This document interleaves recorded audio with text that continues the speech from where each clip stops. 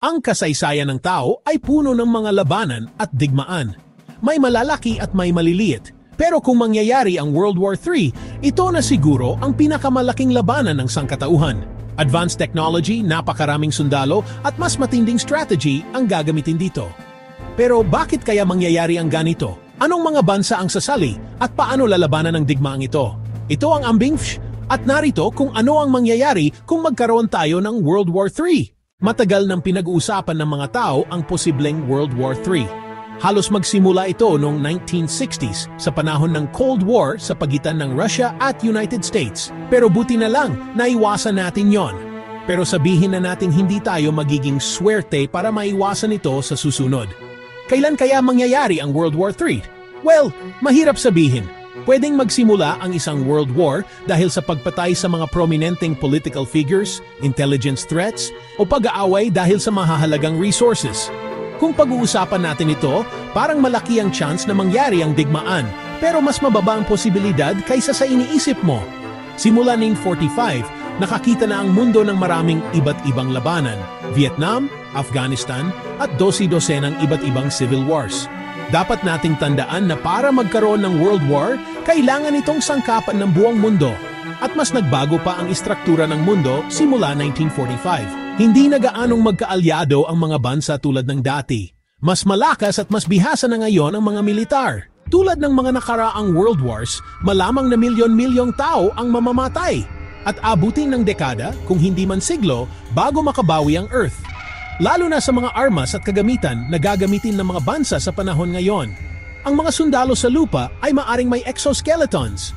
Ito ay mga metal frames sa paligid ng katawan ng sundalo na nagpapalakas sa kanilang lakas. Bagamat hindi ito siguro magpapalit sa kanila bilang Robocop, mas magiging madali para sa mga sundalo na magdala ng mabibigat na kagamitan sa malalayong distansya. Posible rin ang mga armas na kayang lumiko sa mga kanto. At sa halip na makita ang digmaan sa dagat o sa kalangitan, maari itong mangyari sa kalawakan. Maaring mag-away ang mga militar dahil sa mga weaponized satellites na makaapekto sa mga nasa ibaba nila. Bagamat marami sa mga bagay na ito ay parang galing sa sci-fi movie, dapat nating tandaan na nakakatakot ang mga armas na ito. At sana walang sinuman ang kailangan pang gumamit nito. Pagkatapos ng lahat, ang mga ganitong bagay ay ginawa para pumatay ng tao. Pero maaring hindi gaanong maraming sundalo sa lupa. Ang digmaan sa hinaharap ay maaring labanan sa mga computer, drones, artificial intelligence at mga robot. Sila lang ang maaring nasa battlefield. May posibilidad din na ang mga gawaing pandigma sa hinaharap ay hindi na mangangailangan ng karahasan. Ang pag-hack sa mga computer ng ibang bansa, pati na rin ang pag-shutdown ng power grid, ay posible lahat. At tungkol saan kaya ang digmaang ito? Maaring tungkol sa resources, partikular na ang tubig. Dahil ang fresh water ay isang scarce ngunit mahalagang resource, maaring magsimulang mag-away ang mga bansa dahil dito habang patuloy itong nauubos.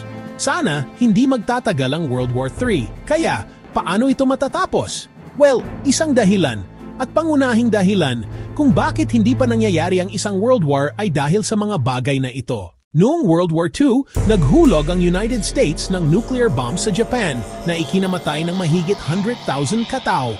Inabot ng dekada bago makabawi ang mga siyudad na sangkot, pero ang dalawang nukes na ginamit sa World War II ay walang binatbat kumpara sa mga modernong nukes na mayroon tayo ngayon.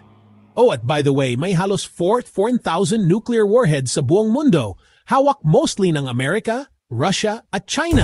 Ang isang bansa ay maaring magkaroon ng lahat ng resources, tao at strategy na gusto nila. Pero kung may nuke na mahulog sa kanila, then it's game over. At kung isang bansa ang maghulog ng nuke, ano ang pipigil sa ibang bansa na gawin din ito? At pagkatapos ay isa pa at sa lalong madaling panahon ay masisira ang mundo. Kaya, sino ang mananalo sa digmaang ito? Absolutely, wala. Ang isang full-on World War III ay magkakaroon ng malaking epekto sa buong mundo. Safe to say na hindi na magiging pareho ang mundo, pero huwag kang masyadong mag-alala tungkol dito. Pagkatapos ng lahat, ang isang Third World War na ganito na may dosi-dosenang bansa na kasali ay incredibly unlikely na magsimula bukas. Kung magaway ang dalawang bansa, mas malamang na ang ibang bansa na hindi direktang kasali ay mananatili lang sa ganoong estado at hahayaan ang ibang bansa na maglaban para sa kanilang sarili. Nakakatakot ang mga digmaan. Subukan nating iwasan ang mga ito.